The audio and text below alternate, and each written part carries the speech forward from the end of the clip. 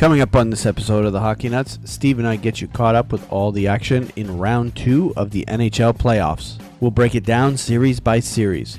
We'll also get you caught up with all the announcements on the finalists for the individual awards. The World Championships are just getting going this week, and we'll get you up to speed. We'll also discuss all the other headlines of the week in a busy week of action around the hockey world. We'll have all the details plus our picks of the week coming up next.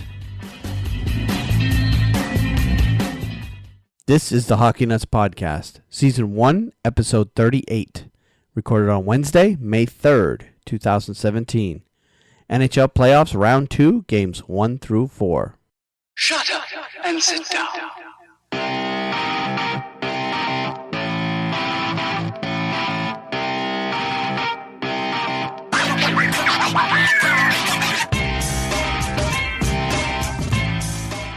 Hello and welcome to the next episode of the Hockey Nuts Podcast. My name is Wayne. I'm here once again with Steve. How's it going today, Steve? Oh, just going great, Wayne. Riding the high of a much-needed victory last night by my team, and I'm glad to talk about the hockey world once again with you. Yeah, as a reminder, we do record this show on Wednesday nights, and it is indeed Wednesday night, roughly 6:30 p.m.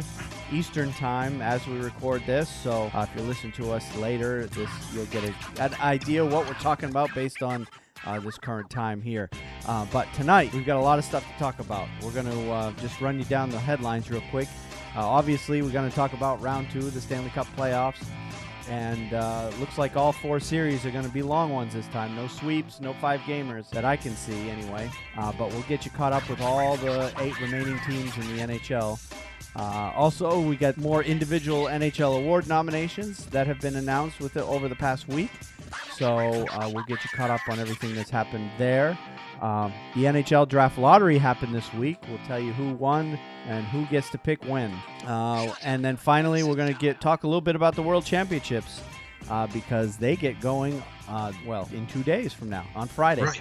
Actually, less than 2 days now because Friday afternoon, our time, the games get underway. So we'll talk about that one as well. But before we get into all the hockey talk, let's remind everybody that you can find us at a bunch of different places around the internet. You can find us on iTunes, Stitcher, SoundCloud, iHeartRadio, TuneIn Radio, Google Play Music, Player.fm, your favorite Android or Apple app that's used to round up all your podcasts. You can listen to us right on our website at thehockeynuts.com. You can listen to us right on the hockeywriters.com website. It's a great resource for alternative opinions and articles about the various goings-on around the hockey world. And they also have a podcast channel where several hockey podcasts are all chunked together, all in one page, and we're among that group. So it's a great website to go to at thehockeywriters.com. And as far as supporting the show, you can financially support us by using our affiliate links right on our hockeynuts.com website. We have affiliate relationships with both Amazon.com and HockeyMonkey.com. And obviously, most people know Amazon by now, unless you've been living under a rock. You know what Amazon does. But Hockey Monkey is a hockey equipment provider. So any of you folks out there that listen to our show that either are hockey players or have family that are hockey players, you can use those affiliate links. Your purchases at those 2 websites won't cost you a dime extra, and a little kickback will come back to us to help us offset the cost of running this little shindig that we have here called our Hockey Nuts Podcast. So, but additionally, if you can't support us financially, you can certainly share the show with everybody you know that is a hockey fan. And if you have iTunes, you can rate us and review us. Subscribe to us right on the iTunes app. That would we greatly appreciate. That'll help us rise in the rankings there. We're actually pretty high in the rankings. I looked the other night. If you go into the into iTunes and then go into the podcast tab on iTunes and just do a search for NHL, just straight up NHL. We're right on that front page, right on that first page. So we're doing pretty well in iTunes. Yeah, we are. So I'm tickled. So, yeah, we're doing very well with iTunes. But we appreciate any further support that you folks are giving us. And, of course, we do really, really appreciate those of you that are out there that have been listening to us. And I know there's a bunch of people out there that are listening to us. We see the numbers. So, but if you want to get involved with the show, we encourage that as well. You can tweet me. I'm at Wayne Halley 9.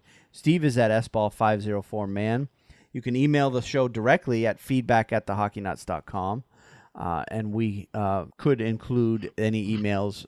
Sometimes we'll just respond directly right back at you. Other times we'll hold on to the question and talk about it in the next show. So you could also leave us a voicemail at 919-960-1718.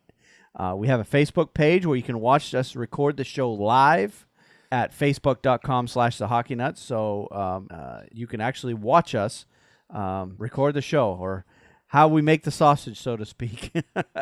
And we also have a YouTube channel where we also take that video that we record on Facebook, and we also upload it to YouTube. And the shortcut address for that is thehockeynuts.com/YouTube. So with all that out of the way, let's start talking about hockey. And of course, it's NHL playoffs are in full swing, so we got to talk about all the different series. So we'll run them down one by one, and we're going to start with the Senators-Rangers. Senators control the draw. Long-range shot knocked down by Lundqvist, but not controlled. And Stahlberg wrestled to the end boards by Smith. And it's out to center ice and picked up there by Miller. One-on-one against Phaneuf. Miller decides to peel back. He waits. Phaneuf fell down. That creates some space to move in. A chance. Score! Lindbergh set up at the side of the net. It's 4-0 Rangers.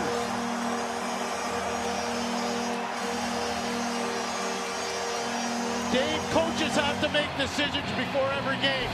Alain Vigneault decided to take the skill out and put the will in. The will was Tanner Glass. He got the puck to JT Miller. JT Miller buys some time. Tanner Glass, a little pick play, trips down Dion Phaneuf, and then over at Oscar Lindbergh. But that all started because of the will of Tanner Glass. And JT Miller's skill takes over, and nothing but net for Oscar Lindbergh. And because Rangers are your team, I want to hear your thoughts on what you've seen so far. Okay. And before we do that, let me just get everybody updated. No, I'll get you updated on the games first, though.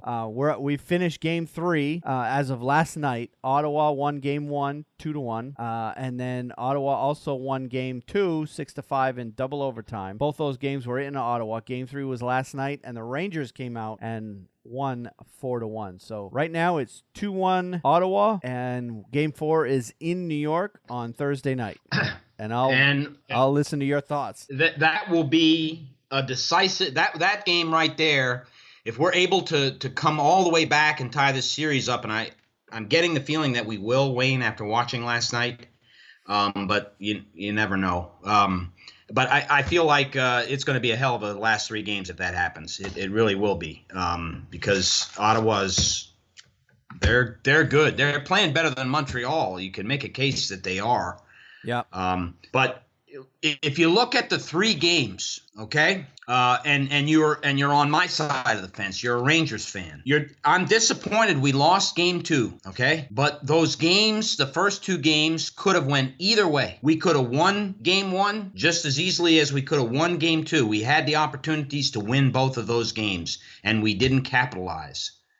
But going into last night's game, I sat down and I was like, well, what's going to happen? This is going to be the game of the series right now if you're a New York fan. And we came out and completely controlled that game. The puck was in our possession for most of that game. We played very decisively. We played very urgently. And I really, there was stretches in the second period where they scored that goal to make it 4-1. But and in the third period, they had a couple of shifts there where they put some things together. But Ottawa was really never in that game. Yep. If you watched that game last night. Yep. So it comes down to tomorrow night. And if we play like we did last night, I really feel like it's going to get that series tied. And then it's almost like a mini series, When it happens, it goes 2-2. You kind of throw the first four games out. Right. And you got the best of three. And the teams play that. Yeah, yep. It's like it leaves their memory banks. I don't know. So, and I've been saying it to you for a few days now, because you've been in a big panic since the Rangers went down 2-0. And I said, don't worry, I said, until somebody loses a game at home, there's nothing to worry about. God bless you, Wayne. That really helped me too. Yeah. Yeah. Because I watched your team really, I thought, outplayed. I thought the Bruins outplayed Ottawa. I really did. And they didn't come out on the winning end. And here the same thing in many ways is happening in the series with us. Yep. But you got to give credit to Ottawa.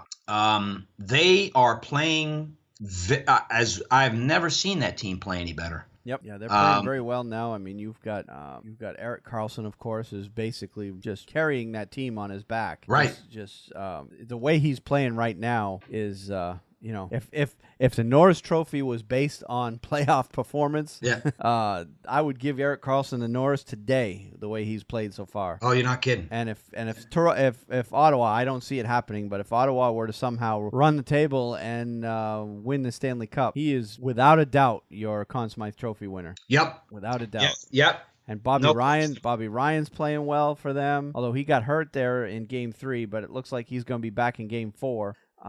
You've got, Craig Anderson is playing incredibly well. I mean, the whole team, Kyle Turris. And this JT Pajot or I got to be honest with you, I've never really focused on the guy. I might have seen his name before. And here he comes and just jumps off the screen in the last 2 games. So scored 4 goals in Game 2. Yep. And he was the one that put his hand on the puck that in the Bruins series there when I was screaming and yelling for a penalty shot because really? He's the one that covered the puck in the crease. And they didn't call that penalty shot on him. But yeah, it was him that was in doing that. But yeah, I mean, like I said, until the Rangers or the Senators, whoever loses a game at home is the first team that's going to be in trouble in this series. Now, obviously, because the Rangers don't have home ice advantage, that at some point, if they're going to win the series, have to win a game on the road. That's right. They're going to have to do it at some point. So yeah. And really, there's only 2 games left to win on the road, and that's game 5 and 7. So yeah. I just listen. I can really easily focus on this by saying we basically have to win Game 4 tomorrow night, and nothing is entering my mind. Yep. If we win that game, then we can focus on the rest of the thing. But and that's how they got to be too. Is one game at a time at this point. Yeah. Let's tie the series first, and then we'll worry about getting that 3rd win. So right. On the Rangers side of the puck, real quick, I have been extremely impressed, and I talk about him later on in the podcast too. But Ryan McDonagh has elevated himself. He really is an elite defenseman in the league, but he's a stay-at-home defenseman, so he's never going to score the kind of points that an Erik Karlsson or a Brent Burns, he's just not going to do that. But when it comes to shutting down the opposition's best player, he can do it. And he is playing the best I have ever seen him play since he started with the Rangers. He is having tremendous series against Montreal and now against Ottawa. Both series, he's been the best player for the Rangers, I think. Or he's really, I'd have to say this series. Yeah. He's really elevated him and Matt Zuccarello. Without those two, the Rangers are toast. Right. And so. And I meant to ask you in the last podcast, and I didn't think of it till afterward, and I want to ask you now. What's your take on the whole Brassard for Zibanejad trade now? They're talking about that, aren't they? Yeah, because they're both playing. Last year, they're not playing neither one of them are playing as well as they did last year. Yeah. But Brassard is having a great playoff. I don't know that he's scoring that much against the Rangers, but he played well against the Bruins. Yep. Yeah, he did. I just think that I think it's kind of an equal thing. I look at it as it was a good trade for us, and it appears it was a good trade for Ottawa. Yep. Although I don't know how much Brassard is. I don't think he's playing as well as he did last year as he played with us. Yeah. He had 27 goals last year. Yeah. And he was one of our best players, and I don't know that he played up to that potential this year in Ottawa. As far as Mika's, I'm sorry. Yeah, I was just gonna say, but he's still performing in the playoffs, though. He is. Yeah. And as far as Mika Zibanejad, I mean, he has turned our team around. And I mean, in terms of face-offs, he might be the best face-off guy on our team.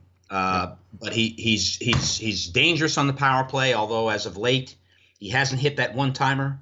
But he can score. He's one of our best power play performers, and he's a dangerous guy out there. He can skate. He's a very good skater. So I'm glad we have Mika Zibanejad, and I'll take that trade. It turned out well for us. Well, good. But I still think the Rangers are going to ultimately win this series. So they just got to take care of business tomorrow night. And then, that'll even up the series. And like you said, it turns back into a 3-game series. And game 5, 6, and 7 are Saturday, Tuesday, and Thursday. Yes. So so after game 5, they get an extra day break. So that's going to be interesting. Yeah. All right. Well, let's move on to the next series, which would be the Capitals and the Penguins. Got it on to Ian Cole. Banked right near Rust. Charging in, though, to keep things going with Shattenkirk, but it's sent over to Cole by Dumoulin and back down.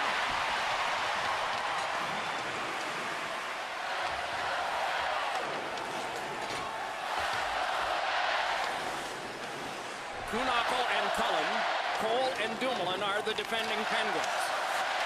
Dropped on back to Shattenkirk, given on a cross.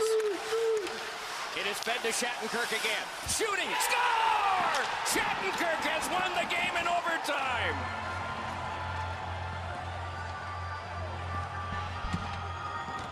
Kevin Shattenkirk has gotten the overtime winner, and the Capitals, who were set back on their heels, yielding 2 in the last 2 minutes of the game, have come out on a power play at 3:13 of overtime and won it. And wow, this one's kind of turning a little ugly, isn't it? Oh my gosh! If you look at NHL.com today, Wayne, there's 7, 8 different articles. I mean, that is definitely the talk of the NHL right now. Yeah, just to recap what's happened so far. Game 1 and Game 2 both went to Pittsburgh, 3-2 and 6-2. And both those games were in Washington. So Washington put themselves in a deep hole by losing the first 2 games at home. But then Game 3 was Monday night, and Washington came out and won that game 3-2 in overtime, although they almost blew it. Yeah. They had a 2-0 lead with when did Pittsburgh score their last goal? Like a minute something left, or 2 minutes? No, about 3 minutes left, I think it was. It was very late in the third anyway before Pittsburgh got their first goal. Yeah. Yep. So Pittsburgh came roaring back and tied it right at the end of the third, and then they had plenty of chances in overtime, but Washington ultimately scored the overtime goal to bring that series back to 2-1. If they'd have gone down 3-0, there's a lot of people that have been saying it's over even after the 2-0 lead that the Pittsburgh had. But something happened in Game 3 that has really put this series in doubt for Pittsburgh in particular. That was Sidney Crosby's injury. And that's all they've been talking about. The game was Monday night, and they're still talking about it. Here it is Wednesday. That's right. And, the big debate was, whether his injury was a deliberate shot from Washington, or was it, an incidental play? So I don't know what your take on that, but I certainly have an opinion about it. Well, I've watched the replays several times. Yep. I don't see what all the fuss is about if I'm a Pittsburgh fan, but I'm not. I do not think it was intentional in any way. And I don't think now. Did he received a game misconduct for that? Yeah, Niskanen got a game misconduct for cross-checking. Right, it was 5 in a game, so that put him out. And this thing happened in the first period, so Niskanen ended up being out for game 2. But game 4. But I agree that that hit was not intentional. I've also watched the replay several times, and using my experience as a player. Mm-hmm. I could easily tell that, in fact, there was a penalty that was missed that should have been called. As Crosby's coming down through the slot, Ovechkin's there, and Ovechkin tried to lift Crosby's stick, and he came up and dinged Crosby right in the head with a stick. Right. And that's what sent Crosby kind of off balance and into a fall. So then Crosby falls into Niskanen's legs, and Niskanen, in an attempt I know he was trying to also prevent Niskanen was trying to prevent Crosby from getting a shot off on net. So the cross-check was going to happen. It was going to either be, a hit or a cross-check of some kind, and that was to prevent Crosby from getting his stick on the puck and getting a shot on net. But no way, you look at it, in no way was Niskanen trying to hit Crosby in the head. Niskanen, at the very most, was trying to hit him in the upper arm or maybe even the shoulder. And players in front of the net take shots in the arm and shoulder like that all game long. I mean, if you really watched in front of the net, you could count hundreds of times where guys are giving little cross-checks to each other in front of the net, in front of both ends, both teams. It's happening all game long. This was just one of those, but because of the fact that Crosby was falling, and as he was falling, he was going into Niskanen's legs. Niskanen, instead of the cross-check hitting him in the arms, it came up and got him in the neck and in the head. And it's unfortunate that Crosby got hurt, but because you always hate, you don't want to beat a team because their best player goes down. But I don't feel it was in any way intentional. It was just an unfortunate, and if you watch it at full speed, of course, we have the luxury of replay. We can watch it slow down to painfully slow. If we want to, but if you watch it at full speed, I mean, it happens so fast that there's no way that you can do it. And I think the only reason that they ended up giving him a game misconduct is because, yes, they had him for a cross-check and Crosby got hurt. Right. And that usually comes with, when somebody gets hurt, that usually comes with a game misconduct. Yeah. And I don't think it should have risen to a game misconduct. I thought the 5-minute major was really all that it should have. They definitely made the right decision in not reviewing that at the player safety. Yeah, and they probably saw it the way I did and say, look, it's a play. It was unfortunate timing, and the NHL obviously decided no further discipline was needed. But either way, and then yesterday or last night, it came out that Crosby will not play in Game 4 due to having a concussion. So that's right. So that could definitely be a big turning point in this series, in my mind. I agree with you. And the history of Sidney Crosby is comes into play here, don't you think, Wayne? Yeah, he's had several concussions. He's had several. I'd be shocked. Literally shocked if they put him out on the ice in Game 5, because and they may, and I could be dead wrong, but the reason I'm saying that is because they're going to make sure that he is ready to play in the game, and if he's not, if he's having any signs of the NHL protocol is going to take control here. Well, and if they didn't have the protocol, he'd be back for Game 4. But they have to follow the protocol now. It's in the rules. They have to do it. Yeah. And he won't be back until the doctors give him the clearance. So, I read that article real quick while we're talking about the series. Matt Niskanen, a reporter, approached him today, and his comment was, "I don't think there's anything I can say that's going to make him feel better about it," Niskanen said after this morning's skate in Pittsburgh. "I'm sure he's angry. When the time is right, I'll probably reach out to him after the boiling over kind of cools down. But at this time, there's probably not much I can say to him that's going to make him feel better about it or believe me." Yeah. So, and Niskanen used to play with Pittsburgh. So, he left the team and went to Washington in 2014. So he knows Sidney. So they're teammates, yeah. Yeah. Former teammates, I should say. That's right. I just don't think that if I'm a Pittsburgh fan, then I'm going to look at this and say, oh, it was malicious. It was intentional. Done hurt him and put it. If you feel that way, I think you're delusional is what I'd have to say. I think you're really letting the fact that you want your team to win the Stanley Cup again get in the way of clouding your judgment. Yeah. Because it wasn't intentional. Yeah. It really wasn't. And you can take it. I've played hockey for years and years and years, so I see the game a little differently than folks that have never played the game before. And can take it from me, that was definitely not an intentional play. It's just an unfortunate, I don't want to say coincidence, but just an unfortunate accident that it happened. So so should be interesting, but it's definitely given some momentum back to the Capitals. Not only the Crosby injury, but being able to pull off the overtime win in Game 3. Because if they'd gone down 3-0, even without Crosby, I don't think Washington's going to beat them 4 in a row. That's right. Not as much as Pittsburgh's owned them in the past. So that is 100% correct. Yep.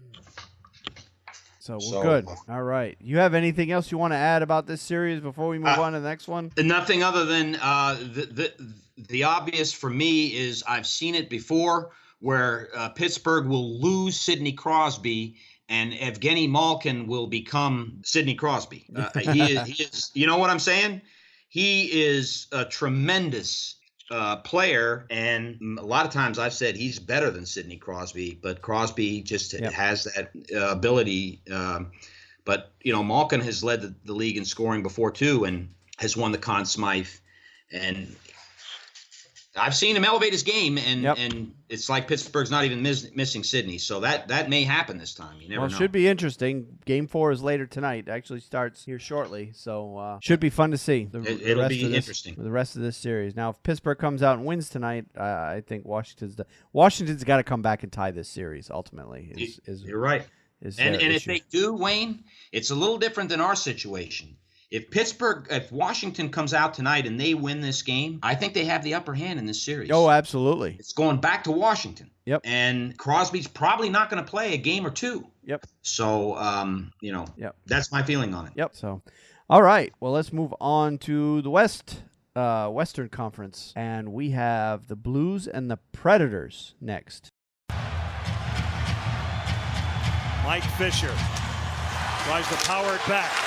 Petrangelo, Parayko with a shot blocked by Watson. Loose at the side of the goal. Subban got to it. 15 seconds left. Now Berglund along the boards. Broken up. Austin Watson out to center. Colton Sissons. Broken up by Petrangelo. 5 seconds left in game 4. Petrangelo with a hook pass that doesn't work. Nashville will take it.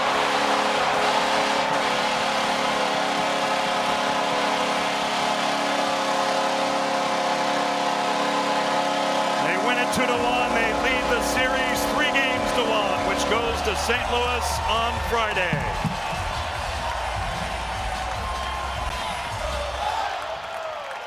And just to recap, we have Game 1 went to Nashville 4-3. Game 2 was Friday night. That went to St. Louis 3-2, tying the series 1-1.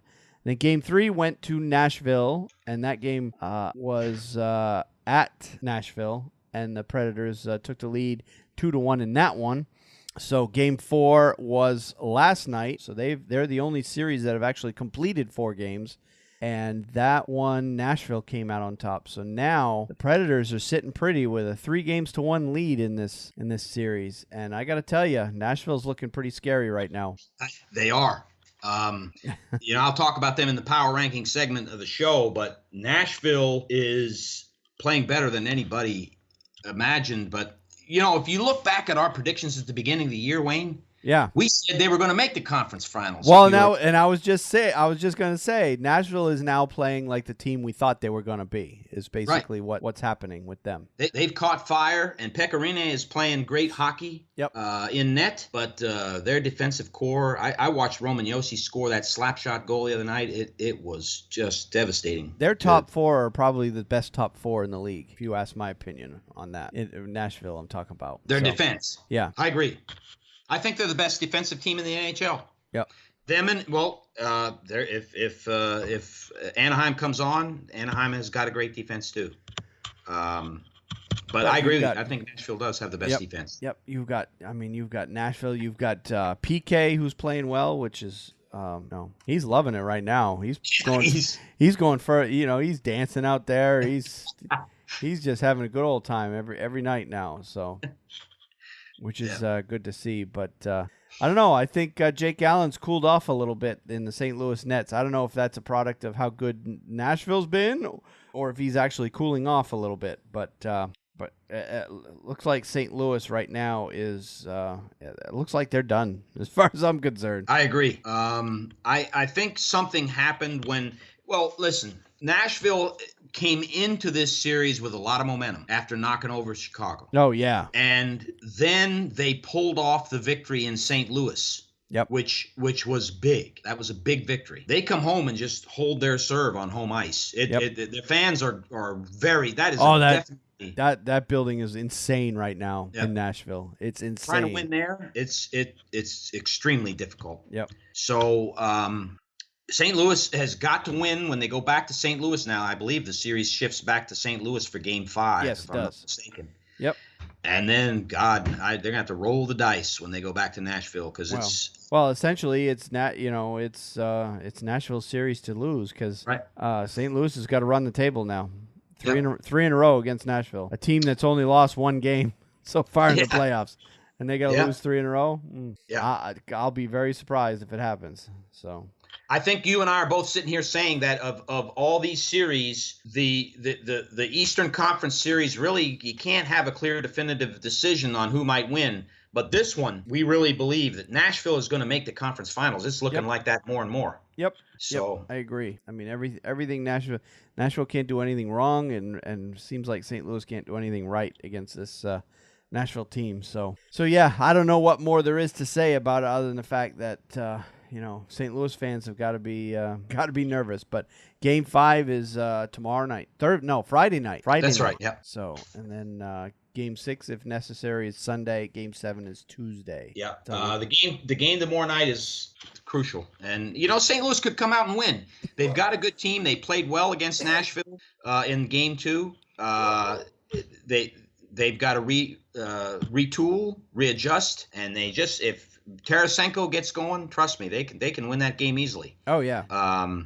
But it's gonna be a tough job going back to Nashville. I would not. Yeah, because all the games have essentially been 1-goal games. Yeah, Game 3 was a 3-1, but I believe Nashville got an empty netter at the end of that one. So I could be wrong about that, but yeah, I mean 4-3, 3-2, 3-1, 2-1. I mean, really could have gone either way. Even though it is what it is. St. Louis is 3-1 down. They've got to pull off a miracle to beat Nashville, a team that's incredible. And 2 of those games are in Nashville. Yeah. So no, they only got 1 game left. No, that's right. Nashville. That's right. Yeah. St. Louis has the home ice advantage in that one. I'm sorry. That's right. Yeah. So, the most crucial thing is get out there, win your game on home ice, and see what happens in Nashville. That's Yep. They're gonna have to pull off the win there. All right. Well, let's move on to the other series. That leaves us with just the Ducks and the Oilers. That's right. That have to make some adjustments. They didn't lose sight of the fact that they had a very good game number 2. They just didn't get the result. They lost it. It was a game stolen by Cam Talbot.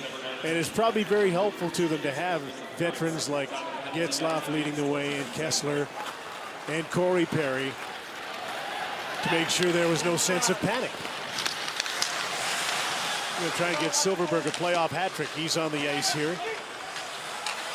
On the power play, Montour feeds him the puck, and the puck clanked off his stick, and that hasn't happened much to him in the game tonight. Puck's cleared down the ice for one last time. Theodore's just going to park it there, and this one is over. The Ducks going to Kelowna doesn't sound like such a bad idea now. They're down by 1 in this series. It's 2-1 with 2 days off, and Wednesday we'll see what these coaches can draw up for game number 4. And right now, they've completed 3 games, and the Oilers won Game 1, 5-3. They won Game 2, 2-1. Both games in Anaheim, putting Anaheim squarely on the, backing them into the corner. But then Anaheim came up to Edmonton and beat them 6-3 in Game 3. That game was tied 3-3 at one point. Mm-hmm. I didn't actually see the game, but I was checking in on it because I've done a lot of reffing in the last few days, so I haven't seen a lot of these games, but I do know that Anaheim took in Game 3 a 3-0 lead. Edmonton came roaring back, tied the game 3-3, but then Anaheim pulled away for the 6-3 win. So, so now the Oilers lead that series 2-1. Game 4 is in Edmonton later tonight. I'll probably watch that after I get home from picking up my daughter at the bus stop. And then, because I don't go into work till late tomorrow, so I can stay up late tonight and watch that game. Yes. So Game 4 is tonight. That's at Edmonton. So Edmonton's got a good chance on their own ice to take a 3-1 lead in that series. And then Friday, Sunday, and Wednesday are the last 3 games of that series. Yeah. So Let it suffice to say that I think it's Edmonton's series to lose, and this game tonight is going to tell everything. I really think that if Edmonton comes out and wins the game on the home ice, which the fans, did you see that? First of all, they had the a cappella national anthem. The guy started singing and then held up the microphone and the whole crowd. Yeah. It really, and that was the United States national anthem. Yep. I think that Edmonton is going to win that game tonight. I really do. And get a commanding lead in this series. But I could be wrong. I've been very impressed with how they've played. Connor McDavid is not letting up. Nope. He's playing awesome. No, I've been, we talked about it last series. I was surprised that Edmonton got by San Jose. So, because of the amount of playoff experience. But as it turns out, after the series is over, San Jose had a whole number of injuries that they weren't even talking about that have later come out. So, I mean, Joe Thornton playing with torn ligaments in his knees, Yeah. He's just the start of all the injuries that they've had. But no, Edmonton's played very well. I mean, I thought they lay down against Anaheim as well, but they've really been taking it to Anaheim. So, so I would love to see an Edmonton advance on to play Nashville. That would be kind of an interesting series. One thing I made a comment to one of the people I work with because I had been complaining so much about the officiating in the Ottawa-Boston series. I think at one point I said, you know what? They're trying so hard to get the Canadian teams to advance. I hope that Edmonton and Ottawa end up the 2 Stanley Cup finalists. And the ratings in the U.S. will be nothing if those two teams end up in the in the Stanley Cup final, nobody in the U.S. will care. That's right. And nobody will watch, and NBC will be pissed. It's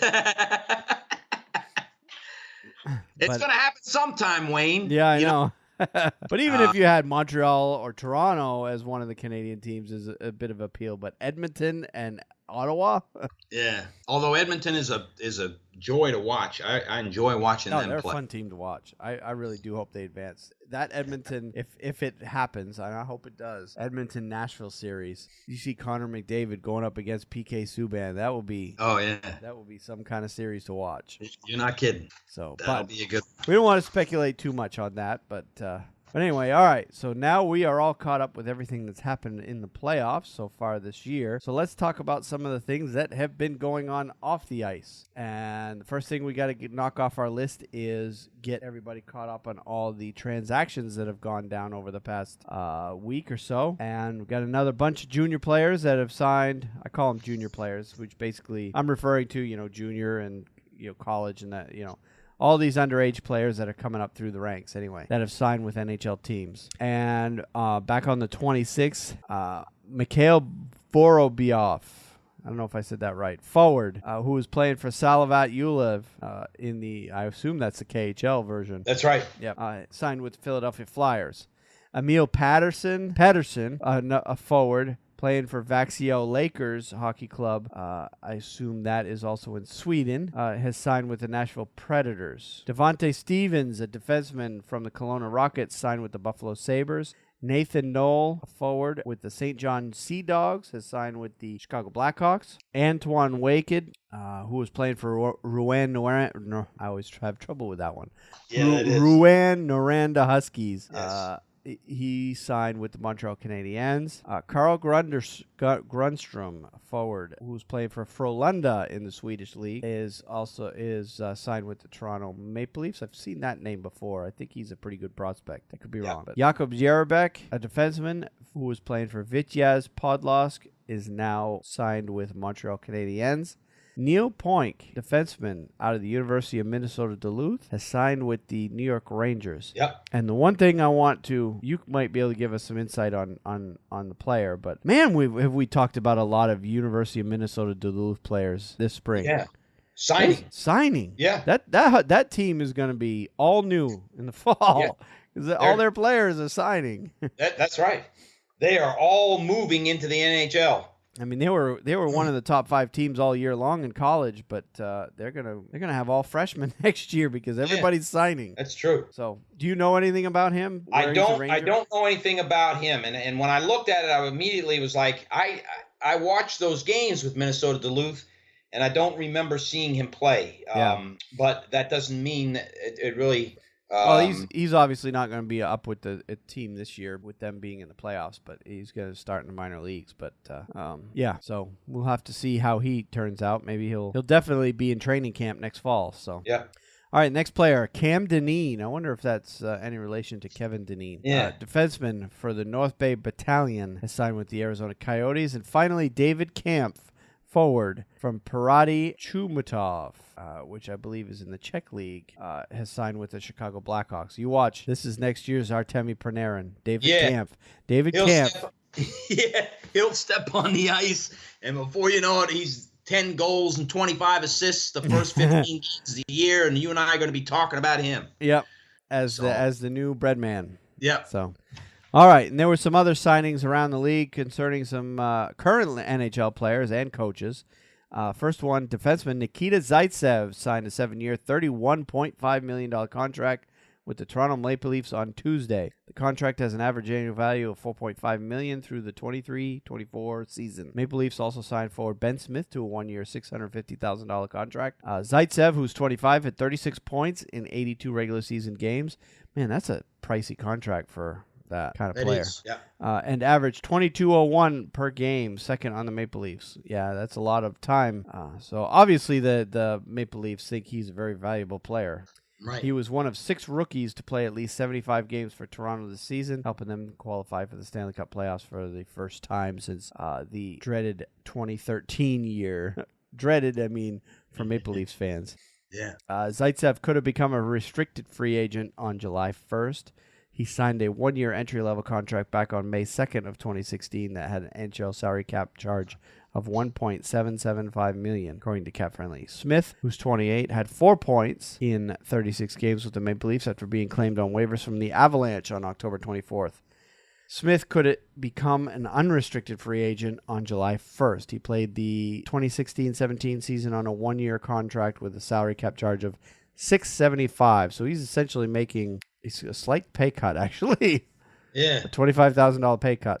So, but yeah, Zaitsev, my initial reaction was, wow, that's a long contract and a pretty pricey one. Yep. I hope he's worth it for them.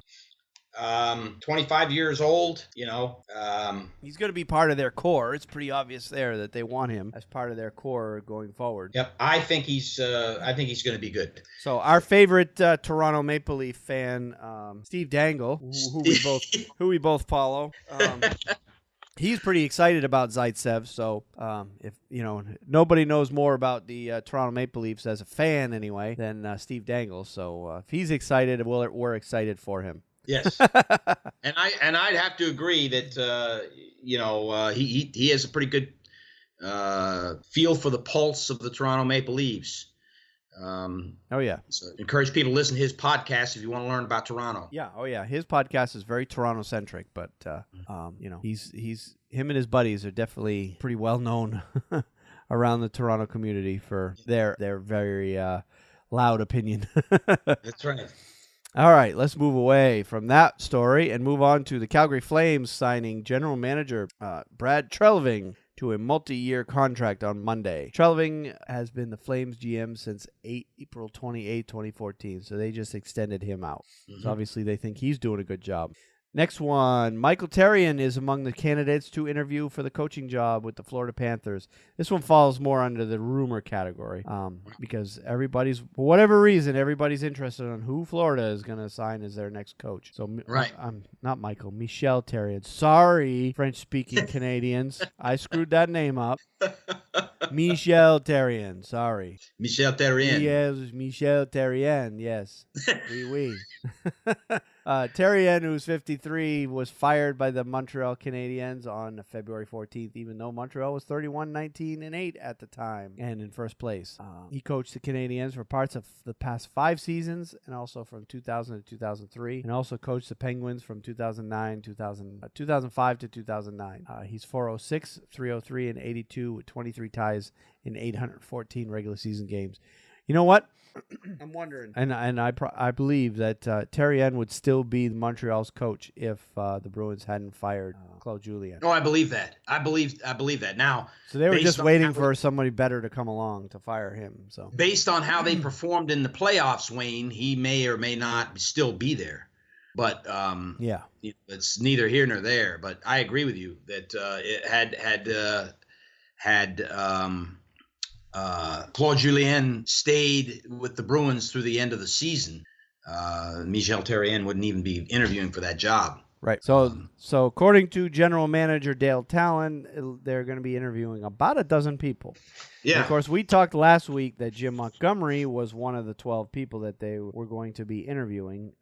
No news of whether or not Denver's head coach, Jim Montgomery, actually did interview, but he was on that list. This seems to be a long, stretched-out process, don't you think? No, they're looking for the right guy. Yeah. They really are. It's clear that Florida is committed to winning, and well, they have to. They have to be that way because people don't go watch the games if they're not putting a good product on the ice. They're one of those markets that is absolutely crucial that the product on the ice is good. Yeah. All right. Speaking of one of those markets, the Carolina Hurricanes made the news this week, and there's been a lot of debate about this one too. Carolina Hurricanes acquired goalie Scott Darling from the Chicago Blackhawks on Friday in a trade for a third-round pick in the 2017 NHL Draft. Darling can become an unrestricted free agent on July 1st. Scott had a very successful season in Chicago and was a big part of the Blackhawks finishing with the best record in the Western Conference, Hurricane GM Ron Francis said in a statement. He played a critical role in Chicago's 2015 championship team. Darling, who's 28, was 18-5-5 with a 2.38 goals against average and .924 save percentage in 32 games with this season as the backup to Corey Crawford. He's 39, 17, and 9 with a 2.37 goals against average, 923 save percentage, and 4 shutouts in 75 NHL games in his career, all with Chicago. Darling played in 5 Stanley Cup playoff games in 2015, helping the Blackhawks win the Stanley Cup. Now, those numbers instantly make him, I mean, if you look at just simply stats on a page, nothing else, obviously we can't talk about the locker room component of this and the leadership and whatnot. But if you look at just pure stats, Darling essentially becomes the number 1 goalie in Carolina, just like that. I agree. I saw your tweet earlier this week. Yep. Here's what I think, okay? You tell me what you feel. I think Cam Ward is on his way out. I think Cam Ward has a year or 2, maybe 3. I don't know what his contract situation is on Cap Friendly, but I don't think he's got long. They may keep him until he's going to probably make a push to try and win 300 hockey games, okay? But I don't think Cam Ward is there long. And so Carolina needed a guy with seasoned experience, a Stanley Cup. He's been on the team with the Stanley Cup. Yep. They're bringing him in to step in there and take the lion's share of the load that Cam Ward was playing. That's what I think. Yep. I would tend to agree with that. Cam Ward's best days are definitely behind him, and Carolina has been searching for, the future number 1 goalie of this franchise. Right. And by trading for Darling, my guess is they feel like they've got a pretty good shot at signing him because now they essentially have him, but they're only his, he only belongs to the Canes until July 1st, unless they sign him. They have to sign him before then. Well, if they could sign him after July 1st too, but after July 1st, every team in the league has the opportunity to talk to him. Right now, they have exclusive rights to him, negotiating rights. So I know what they're going to do. They're going to go to him and say, look, the net's yours. You wanted a starting gig. You weren't going to get it in Chicago as long as Corey Crawford's there. Here's your opportunity to start. Come to Carolina. You can be our starter. Cam Ward will back you up. And, I agree with you. And it makes it interesting, though, because what are they going to do? I mean, well, I guess what they're doing, what Carolina's going to probably do is they're going to protect Scott Darling.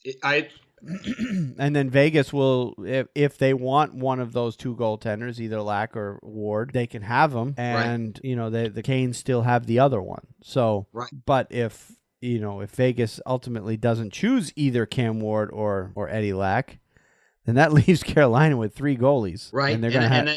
And I see, They're going to have to move one of them. You know, Ward has a year or two. He has max 1 year left. I think both him and Lack have one more year left on their contracts. There you go. But it's not at such, Ward's pretty hot. Ward took a pay cut last year. He signed a 2-year contract. So, and neither one of them is being paid an astronomical amount so that other teams wouldn't want him, as a backup. But, but yeah, it's going to be interesting to see what the Hurricanes are doing. They're taking a chance here, trying to nail down a decent starting goalie. Yep. And of course, I also want to note Scott Darling's another former Maine Black Bear. Got to put that in there whenever I can. Yep. I didn't know that. Yeah, he only played like a season, maybe season and a half, whatever, with Maine, but a very short time. Mm-hmm. I just see that as clearly Carolina's making a move. They wouldn't have made this move in the off season if they didn't feel comfortable that Scott Darling was going to sign with them, and they're going to do exactly as you say. You will be our starting goaltender. To which point. One, either Lack or Ward is either going to be moved, or one of the, I don't know how old Eddie Lack is. They may decide to keep him as the backup, and just Cam Ward's got a final season, or they're going to work some sort of an arrangement out where he plays very little, if any. I don't know how many wins he's got. I think he's up there around 290 victories. Yeah, he's getting close. They may want to keep him on until he can win 300 games or something. That's always a good goal for a goalie to reach, but I don't see him around long, Wayne. Yeah. This 1 year that he's got left on his contract, I think that's it. They're not going to re-sign him. Yeah. So. So we'll see. We'll see what Carolina does in this case. All right, let's move on to our last one. Or transaction. Forward Matthias Janmark signed a 1-year, $700,000 contract with the Dallas Stars on Thursday. Janmark, who's 24, did not play at all this season because, remember, he hurt his knee in training camp. He was in the final season of a 2-year contract at an average annual value of $800,000 and could have become a restricted free agent on July 1st. So, obviously, a depth. They basically giving him another shot at completing his final year of his contract at a $100,000 pay cut. So, yeah. All right. Let's move on to injuries. We talked about it before in the previous, when we were talking about the series, but Pittsburgh Penguins center Sidney Crosby has been diagnosed with a concussion and will miss Game 4 of the Eastern Conference second round against the Washington Capitals at PPG Paints Arena on Wednesday night. Coach Mike Sullivan said on Tuesday. Sullivan said Crosby will continue to be evaluated. So he'll be day to day for sure. Yeah. Now anyway. Yeah, I think it's safe to say, Wayne, that and stranger things have happened. They may feel the pressure and push this NHL concussion protocol along and see if they can. But I think he's gone for a couple games anyways. While they the longer he's gone, the more chance Washington has of finally pulling off a series win and go to the third round for the first time in the Ovechkin era. Yeah. So, all right. Next story. Minnesota Wild defenseman Marco Scandella had left arthroscopic hip surgery and is expected to be ready for the start of next season, general manager Chuck Fletcher said on Tuesday. Scandella had 13 points in 71 regular season games with the Wild this season and had no points in 5 Stanley Cup playoff games. Well, he had a bad hip. Can't blame him for not having any points. The number 55 pick in the 2008 NHL Draft by the Wild, Scandella had 89 points in 373 regular season games. So just another of a list of injuries that happened to the Wild that ultimately ended their season. Anaheim Ducks defenseman Kevin Bieksa is unlikely to return from injury for Game 4 of the Western Conference second round against the Oilers at Rogers Place on Wednesday. Day-to-day Anaheim coach Randy Carlyle said on Saturday, he's going to be out a while. I don't know if it's later in the series.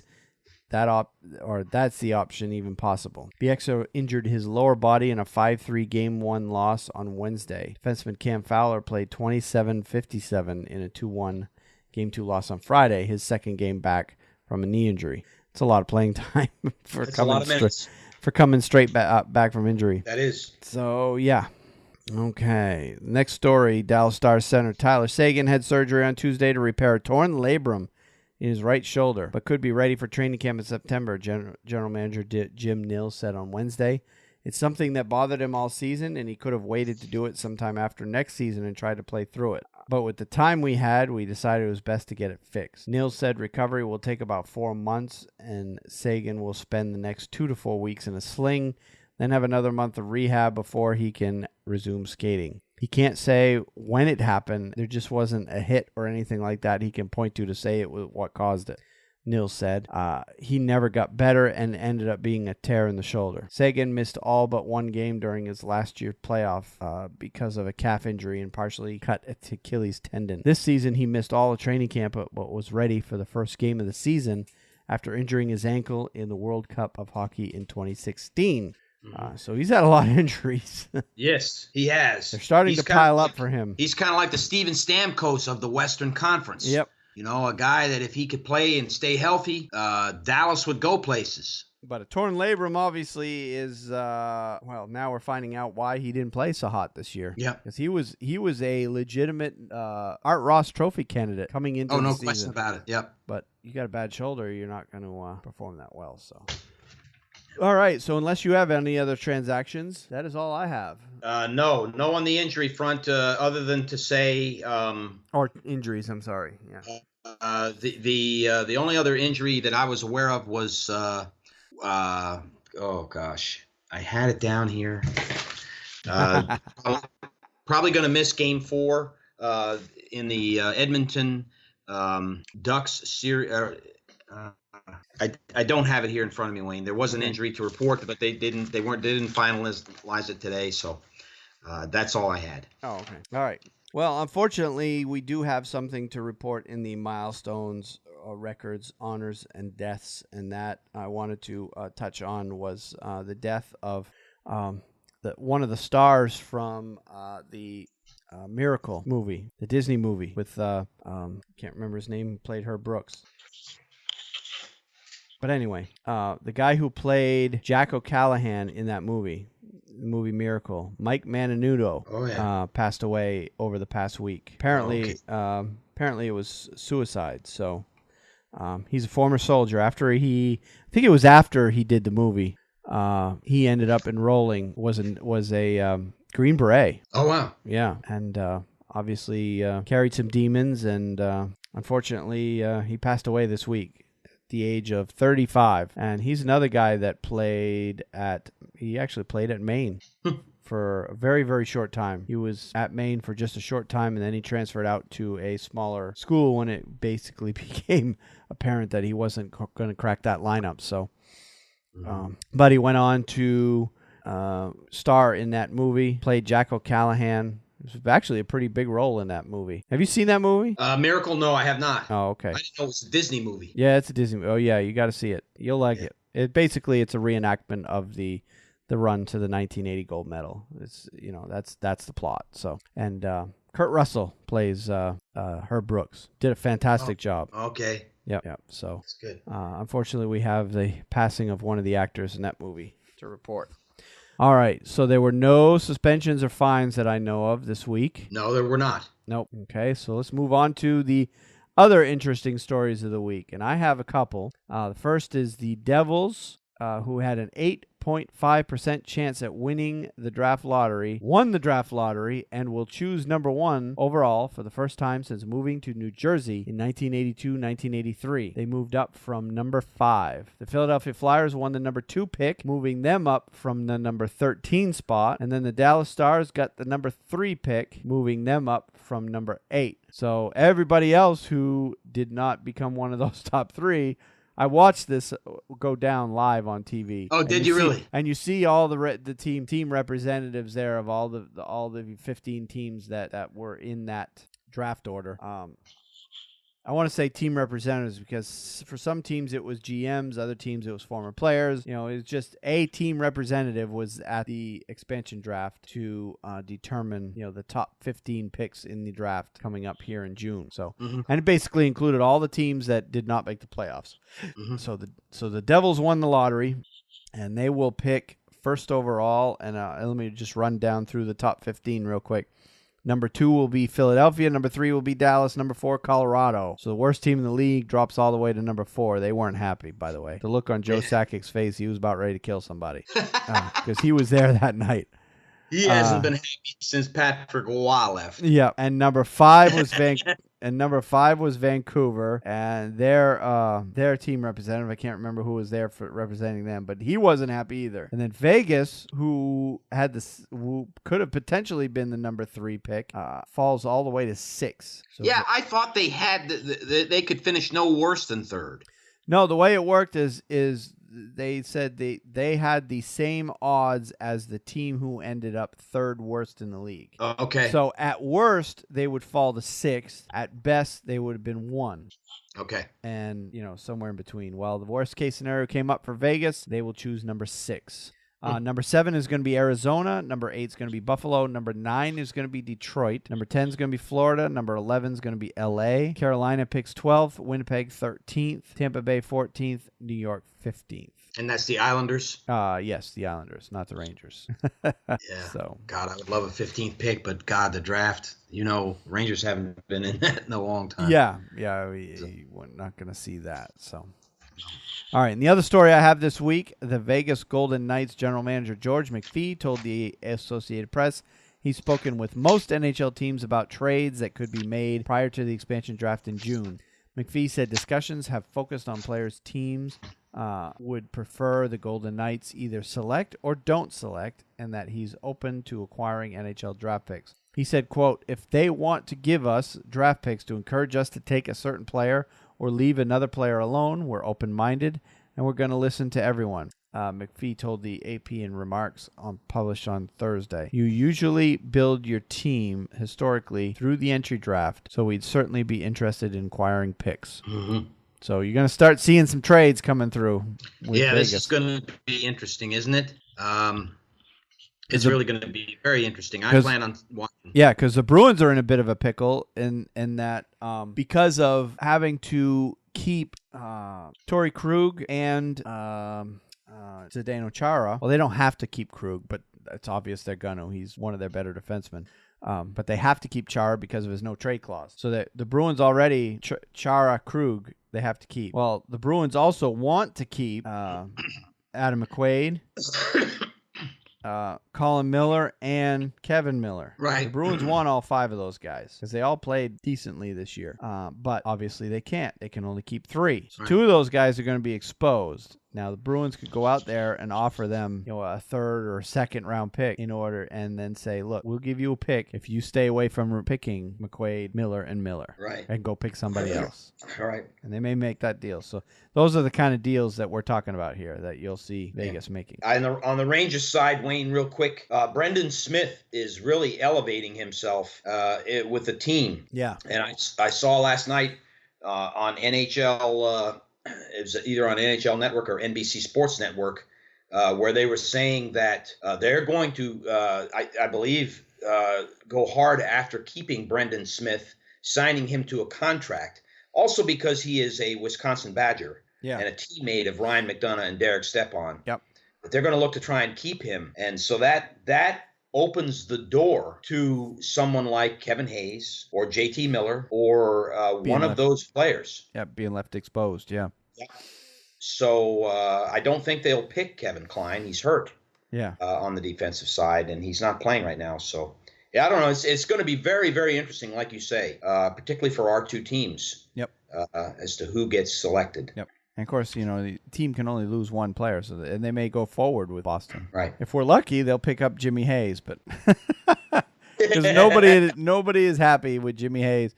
Well, Jimmy Hayes and Matt Bolesky are the 2 contracts that every Bruins fan is complaining about right now, because neither player is doing much on the ice, and both contracts are expensive. So, but Vegas would be stupid to pick up one of those guys anyway, unless they know for a fact that they're going to come out of there or whatever's ailing them from performing well on the ice. Yeah. All right, and I know you had 1 or 2 stories. I had one other story, Wayne, and that's interesting. Tickets for the 2017 NHL Award Show and Expansion Draft went on sale today. Tickets to the 2017 NHL Awards and NHL Expansion Draft on June 21st at T-Mobile Arena are now available for purchase by visiting NHL.com/awards tickets. This opportunity is available on a first-come, first-served basis while supplies last. Tickets for the event range from $15 to $30, which I thought was very reasonable for what they're going to be doing that night. Yeah, You're that's not not bad. getting the expansion draft, but also the awards show. Following the conclusion of the televised portion of the NHL awards and the NHL expansion draft, fans in attendance will enjoy a special NHL expansion draft celebration event at T-Mobile Arena featuring, let's see here, the Golden Knights Chairman and CEO Bill Foley, hockey operations personnel, and selected Golden Knights players and other Golden Knights front office staff. This will be the first opportunity for Golden Knights fans to have directly from the newly drafted Golden Knights players in person. So it's the first time they'll be able to see their players and get somebody go up to the podium and say nice to be in Las Vegas, et cetera, et cetera. So I saw this article, and the first thing that came to mind is, okay, so they're announcing the team, the players that they're going to select that night. Right. And they're going to have some of those players on hand to, meet the press, meet the crowd, whatever. Yeah. So does that mean those players are going to be told ahead of time that they're going to be picked and that they need to get out to Las Vegas? That to me is what they're saying. Yeah. I really, yeah. That's what they're saying. So people in Vegas, we want to hear from you. Yeah. When you see certain players coming through your airport, yeah. We want to get tipped off on who's coming into town so that we know before everybody else who is going to get picked in Vegas.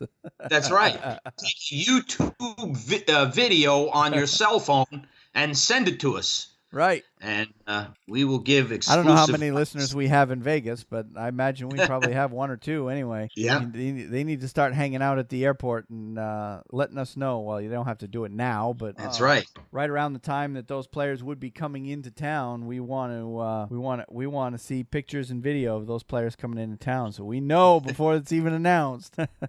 You heard it here first, right? All right. That's right. and if you drink Red Chum Ale, let us know how that is too. Yeah. Right. Flying in from San Jose. Yeah. All right. Let's move on to and we've kind of been skipping this one here and there over the past couple of weeks, but the HockeyNuts.com power ranking for the week. Yes. And really, it was only 8 teams that we need to be talking about right now. That's right. Because everybody else they're all in the same boat. They're all playing golf somewhere. That's right. And I believe it's your turn. I have 8 teams selected here. And Wayne, I saw the 8 that were on the list. And I made these selections based on the games through last night. Okay. I picked the Nashville Predators as the number 1 team. I guess we can go 8-1, but I'm going to go 1-8. Yeah, why not? Let's be different. I picked the Nashville Predators as number 1. Sure, why not? They've only got 1 loss. They're playing lights out. They've already knocked off the Rangers. Not the Rangers. The Blackhawks. Blackhawks. Yep. Really something to watch them, and I put them as number 1. Number 2, slipping and falling down from number 1 is the Pittsburgh Penguins. And it really remains to be seen how they perform. The game tonight's going to tell us a lot. Yep. But if Evgeny Malkin picks up, as I've seen him do, they may not even miss a beat for a game or two. So yep. They will know tonight how they're gonna fare. Sure will. Number 3, the Edmonton Oilers. I picked Edmonton 3rd because I think they're going to win that series, and I just see them as come on. In that Western Conference, I think it's going to be Edmonton-Nashville, and that's going to be one hell of a series. I think that there will be a lot of people tuning in to watch that series. I really do. Yep. Number 4, I picked the Washington Capitals. Okay. Because I think Washington's better than Ottawa. And yep. If they come on tonight and win a game, they take the commanding position in this series and could very well win it. Yep. Number 5, the Ottawa Senators. You'd have to put them there because they've been playing well. Yep. Been playing well.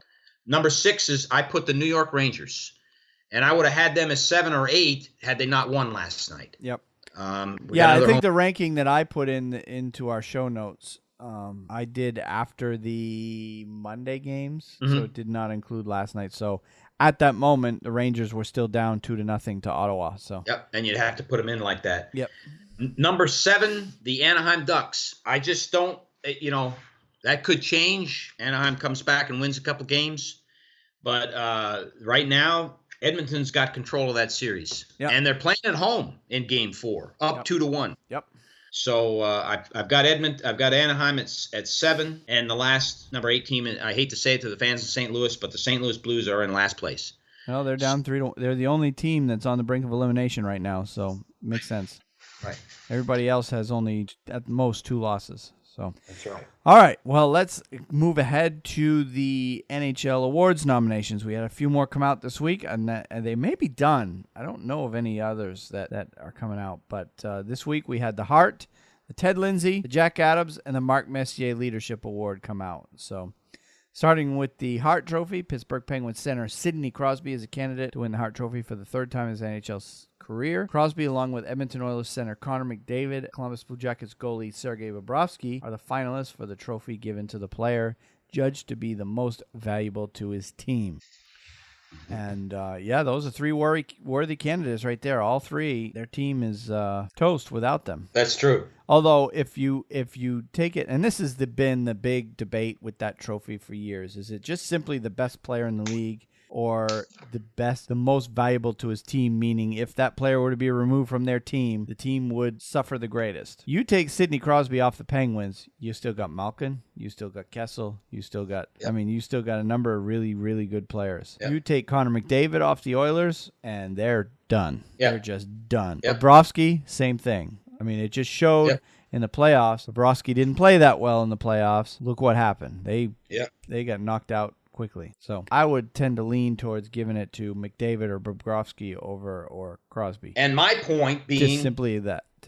I agree. The one point I want to make on this, Wayne, is we're going to talk about the Vezina, but if Sergei Bobrovsky is the nominee for the Hart Trophy, how does he not win the Vezina? Yep, good point. Yep.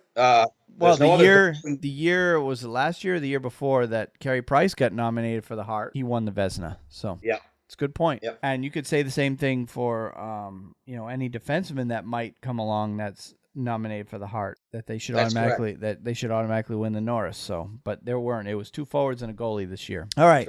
Ted Lindsay Award. That one was just announced last night. Defenseman Brent Burns of the San Jose Sharks, center Sidney Crosby of the Pittsburgh Penguins, and center Connor McDavid of the Oilers are the finalists for the Ted Lindsay Award, presented annually to the most outstanding player in the NHL, as voted by fellow members of the NHL Players Association.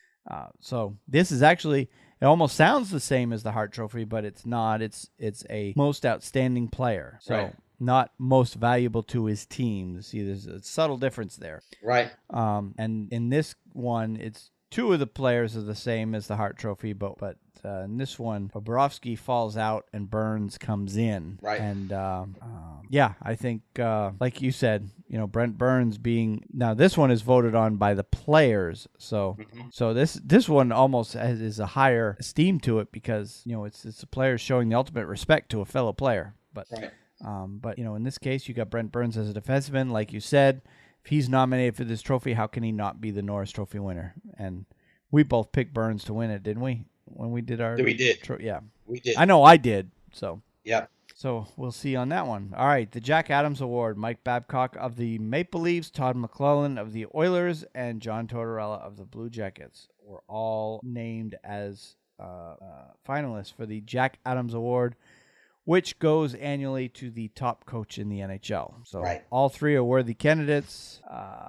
Although I think, it's a tough one.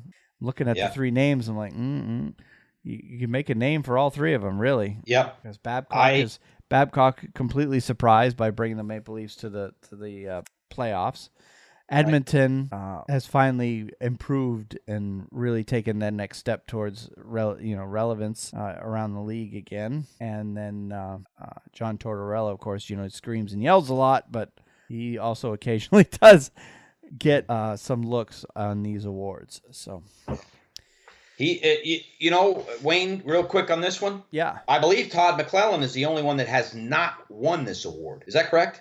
I don't believe McClellan has. No, I know Babcock has. Yeah. Tortorella won it in 2004. Yep. And I know Babcock has won it back in his days in Detroit. So I'm wondering if that takes precedent, although, they don't sit there behind the closed doors and do this, but the people say, well, let's give it to Todd McClellan because the other two guys have won it. Yeah. Agreed. All right. And the last award I have is the Mark Messier Leadership Award. And Nick Foligno of the Blue Jackets, Mark Giordano of the Flames, and Ryan Getzlaf of the Anaheim Ducks have been named finalists for the Mark Messier Leadership Award. The award's given annually to the player who exemplifies great leadership qualities to the team on and off the ice during the regular season. Messier solicited suggestions from the club and team personnel and fans, but the former Edmonton Oilers, New York Ranger, and Vancouver Canucks captain makes the final selection in these three finalists and the winner. See, I didn't know before I researched this article that Messier is the one that actually chooses the person who gets the Mark Messier Leadership Award. Yeah. I thought it was a committee like all the other ones. But apparently it's Messier himself that chooses, which is kind of weird. But because what happens when he passes on? Yeah. Is that award going to continue to be awarded, or is you going to retire it? Gosh, I don't know.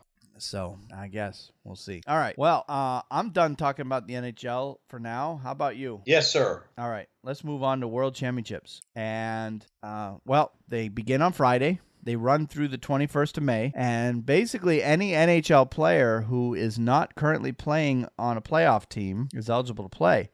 And one thing that's unique to this tournament is they can make roster changes. I think they can do it at the end of pool play before they go into the medal round.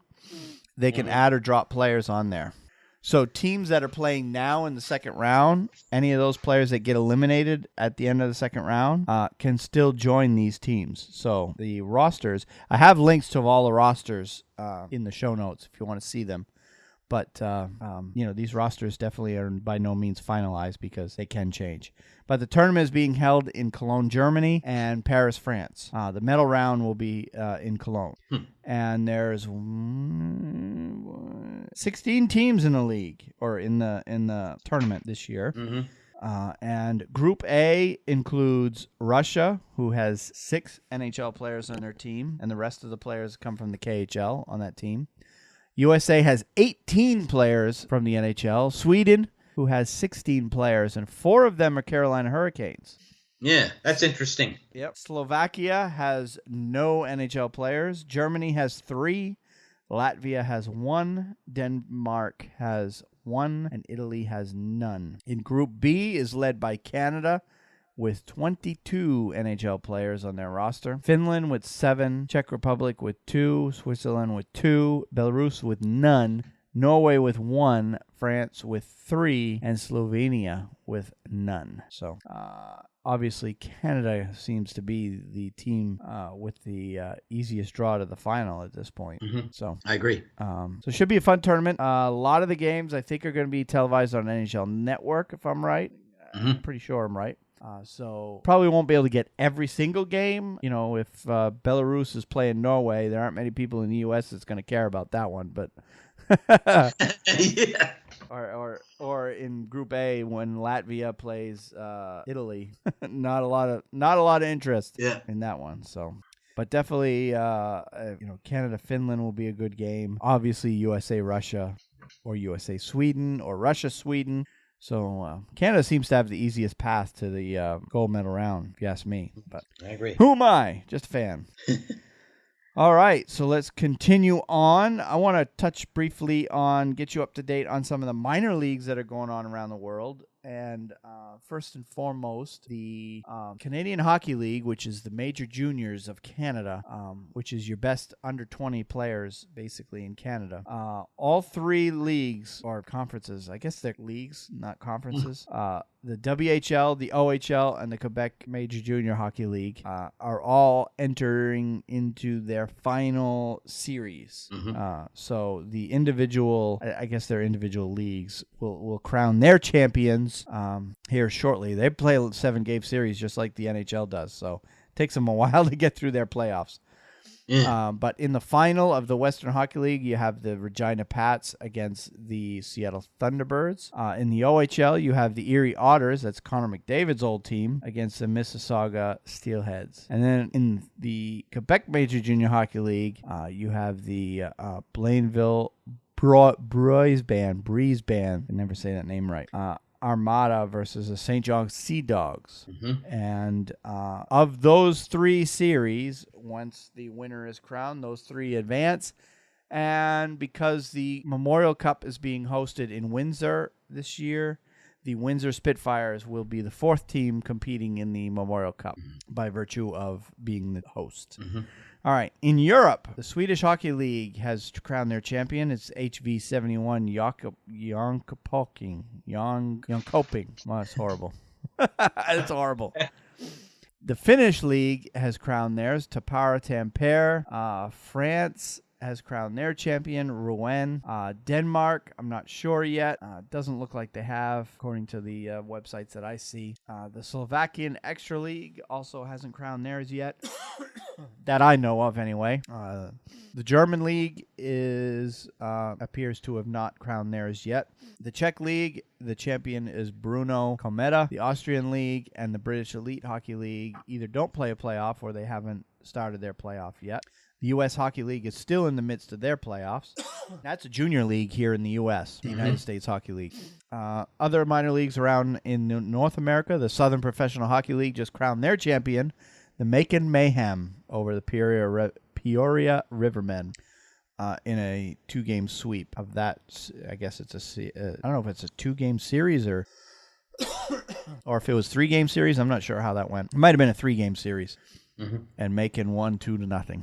The Federal Hockey League crowned their champion, the Danville Dashers, over the Berlin River Drivers, 3-2. Yeah. And Berlin, that's Berlin, New Hampshire. I've played in that arena growing up. Oh, really? Yep. I was wondering where that was. I know Danville. Danville is that's Illinois. Yep. Danville, Illinois. Yeah, it's a very small league, that Federal Hockey League. It's like way low level. It's like a couple steps below the ECHL. I mean, we're talking very low level, but I had to include that in there because Berlin, Yeah, and of course next year Winston-Salem will have a team. Yep. The Carolina Thunderbirds. Yeah, they're gonna. We'll have to go to a game. We'll definitely have to go to a game. It'll be cheap. It'll be fun. Be a lot of fights.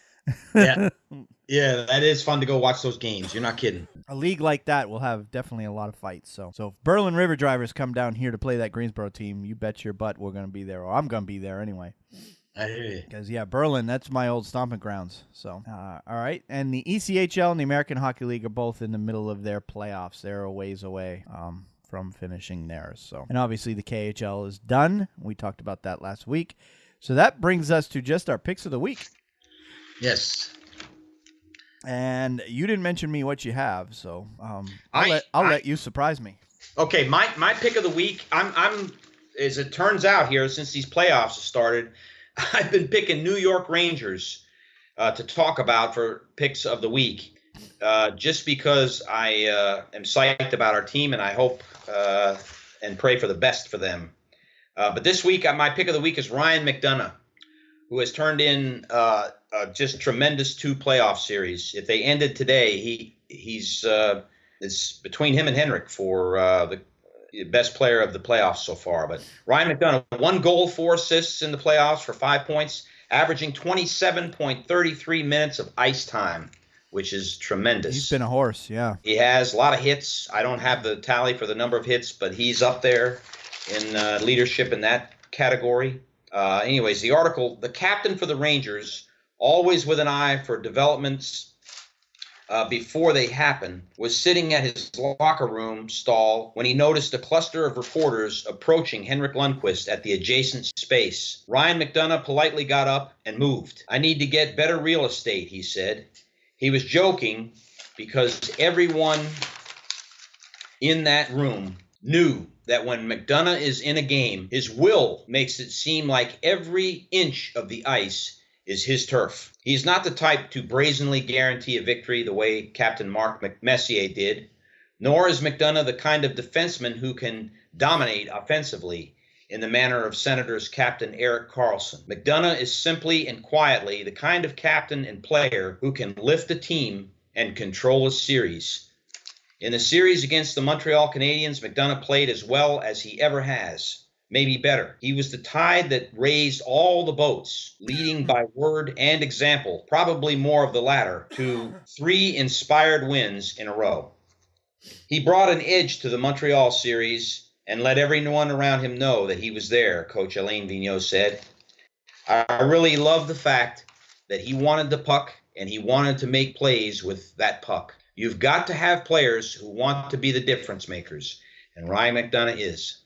Hockey is one sport in which captaincy does make a difference beyond something merely ceremonial or honorary. A hockey captain wears a C on his uniform and is empowered to represent his team in discussions with referees. He also carries definite status among his teammates. McDonough was first given the honor in 2015 when he was only 25. Then and now, the greatest source of his authority is that he is a terrific player with an outstanding heart. His focus and leadership are what set him apart, said Brady Shea. He is an elite defenseman, said Derek Stepan, his fellow Minnesota native and teammate at the University of Wisconsin. He's got the size, the skill, and the speed to handle anyone in the league. There. Let's see He's here. having a playoff, yeah. Finish it up. Unassumingly, his steps have a way of becoming leaps and bounds. He overwhelmingly outshone fellow captain Max Pacioretty last series, and so far in this series, he is beginning to steal the show from Karlsson. In everything McDonough does, quiet as it might be, you can see the sea. And that's all I had on him. I'm thankful for how we've made it through thus far, and we got a real chance, Wayne. If we can win this series, we got a real chance to do something we haven't done. So, agreed. So good work keeps up here. Yep. Well, mine is I just can't get enough of the Oilers fans. I really can't. We alluded to it at the beginning of the show, and I didn't talk much about it because I wanted to talk more about it here, but. Back on, and I can't remember, it was Game 3, I believe. Yeah, Game 3 in the Ducks. Edmonton Oilers coach Todd McClellan and forward Patrick Maroon expressed how proud they were of their fans for bailing out Canadian country music singer Brett Kessel, whose mic failed as he was about to perform the Star-Spangled Banner before Game 3 of the Western Conference first-round series against the Anaheim Ducks on Sunday. When Kissel realized his microphone wasn't being heard inside Rogers Place, and one of the things before I move on this is his mic was working to the TV audience, but what was happening is the people in the arena couldn't hear him. Oh, that's what the problem was. So he was getting a lot of flack because he was supposed to be singing the national anthem, and he sung one or two notes and then held the mic up and let the crowd, right? So he was taking a lot of heat on Twitter because, you know, they were saying, well, you're supposed to be singing the national anthem, sing it. Don't just go out there and do nothing. But that's what happened. His mic was okay for TV, and he didn't know that because, you know, he was going on what he could hear in the arena. But everybody in the building couldn't hear it. So so anyway, moving on. When Kissel realized his microphone wasn't being heard inside Rogers Place, he asked the fans to pick him up. The Edmonton crowd, famous for belting out "O Canada" before Stanley Cup playoff games, helped out Kissel with a chill-inducing rendition of the American national anthem. Now, this is in Edmonton, Alberta, Canada, and the crowd sung it flawlessly, word for word, the American national anthem.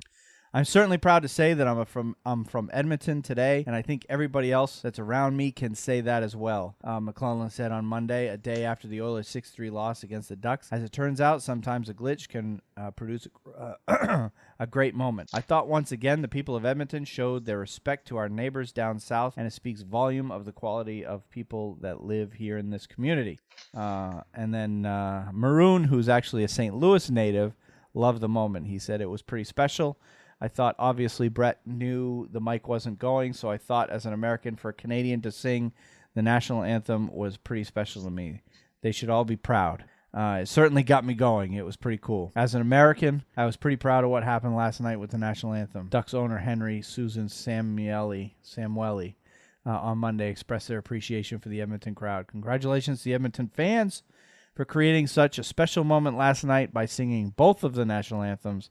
To hear the audience passionately sing both the Canadian and the U.S. anthems was inspiring and powerful. Well done, Edmonton. Yes, So you better believe it. I saw that as well and could not believe how well they did with the American. And I really was touched by that. Yep. Wayne. And I when I saw the replay, I took the video and tweeted it. I think I tweeted it out, and all I just put is, classy move by the Edmonton fans. It really was. Something to that effect. Yep.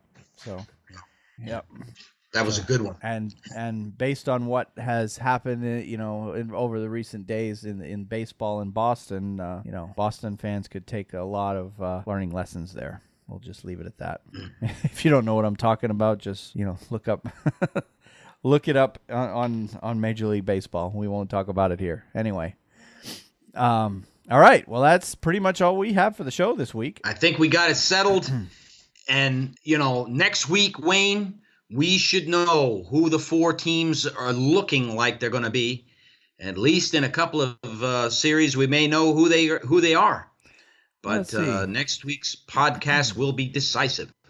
Yeah, the Game 7s for the 4 series, we got Wednesday, May 10th, Tuesday, May 9th, Wednesday, May 10th, Thursday, May 11th. So 3 of the 4, if they go that far, could still be going on. But we'll be a lot closer for sure to finding out who are the 4 teams remaining in the conference finals. So definitely. Right. Definitely stay tuned. And we'll have full coverage of that. Plus, we'll have more talk about the actual results in the World Championship because there's going to be plenty of hockey there to talk about.